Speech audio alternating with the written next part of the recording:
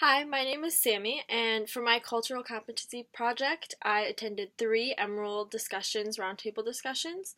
And after the first one, at first I didn't really know what to expect, but after going to the first one, I really enjoyed it and getting to learn other people's perspectives on things. So that trend kind of continued as I attended the next two. The first one was about oil pipelines, and I talked about that in my first vlog. But the one I went to after that was about sex trafficking and the industry, and with all the different lawmakings going on right now, whether we should just make it illegal or make it or keep it or make it legal or keep it illegal. Um, so it's interesting to talk about that.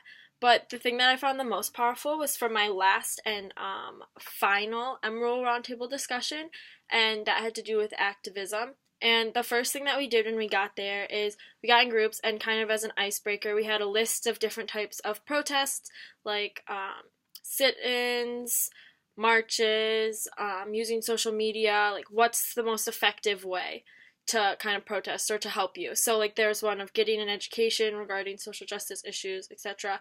So as a group, we kind of as small groups, we tried to kind of plan it out and see like what we thought was most effective to least effective. And I thought it was cool to kind of see other people's perspectives because I mean, I have my idea of what I think is most effective and least effective, but seeing what other people thought and getting their reasoning was something that was really cool to me. Um, and then the next thing we did, I thought was really cool. It was this meeting was kind of structured differently, and I'm more of like a physical visual learner, so I think that that's why this specific conversation kind of stuck with me the most and resonated with me the most. And so what we did is it was one of those activities where you put a picture on the board and then you move to the side of the room where you think is fit. So if you would be a part of this protest, you move to one side. If you would not be a part, you move to the other side. So it brought up different kind of protests. So like road blocking was one.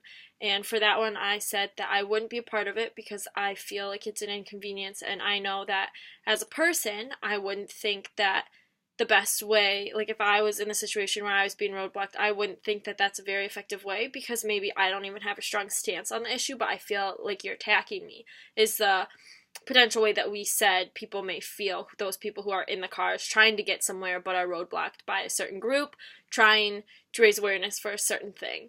But it was interesting to hear then people on the opposing side what they think, and they'd say, yes, I believe that is true, but this, you are showing how powerful you are by blocking the road, saying this is how significant this issue is. So I thought that that was really cool, kind of seeing the differences on people's opinions, especially for sit-ins. And then we talked about how there was one at Michigan State and was it effective, how, or if you don't think it's effective, what changes would you make to make you feel like, okay, maybe regular sit-in's not effective, but maybe if you combine it with something, it can become more effective. Or in your mindset, what's making you feel like it's ineffective and how could you make it something that is effective?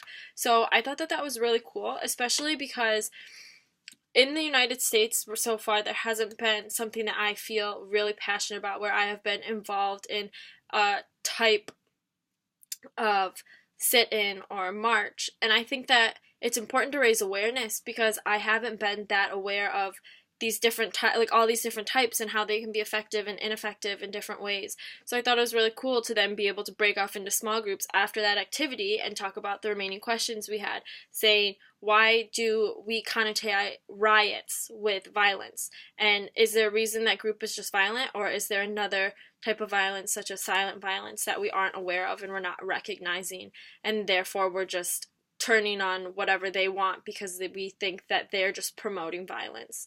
So I thought that that was really cool, and having these discussions, but also having an activity to kind of go along with it to stem discussions more, whereas before it was just, here are some questions, start a conversation. I think that by having an activity, it was more effective for me personally because that's the kind of learner I am.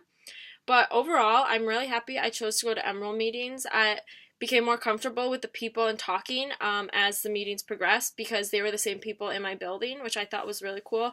And I'm excited, and I think I might start to attend them next year, living in the same building again, just because it's got across me so well and raised so much awareness with me personally by doing these meetings and learning new things about things that I didn't normally know.